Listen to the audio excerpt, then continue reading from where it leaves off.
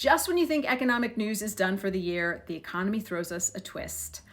Just this week, we got some numbers out that show really strong growth. GDP, gross domestic product, considered the sum total of all the goods and services an economy produces. And the number came in at 4.3%, which doesn't maybe sound that huge, but for an economy the size of the US, that is a really high number. And what was also surprising was what was driving that number, and that is consumer spending. Now, this confused almost everybody. For one, consumer sentiment has just been dropping and dropping. It's the lowest it's been in years. And usually, when people are feeling bad about the economy, they don't spend money. They're not out there buying all this new stuff.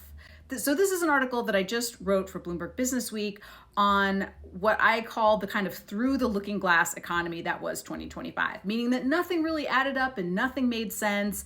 And just when you thought it was one way, it was another. And the best explanation of this that I have heard is from economist Martha Gimbel at the Yale Budget Lab.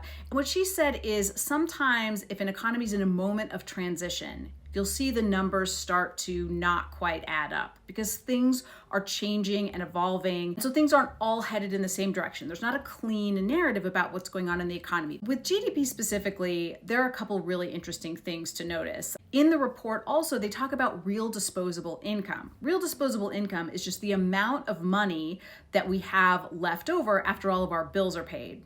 Now, normally, if people were spending more money, you'd think people's real disposable income was going up, right? They have more money to spend, so they're spending more money. But that's not happening. Real disposable income is flat, which is really strange. Part of the answer to that might come from who is doing the spending. The top 10% of earners in the economy are accounting for more and more of the spending, about half right now. The other thing that's interesting to look at here is what the money's being spent on. So if you look at here, healthcare is one of the top expenditures, and then also like utilities, housing. So this points to people spending more and more on necessities. These aren't like people out buying, vacations, flat screen TVs. The other thing to keep in mind with GDP numbers is the tariffs. So one of the elements inside of gross domestic product is you take exports minus imports. That's part of the formula for how they calculate gross domestic product.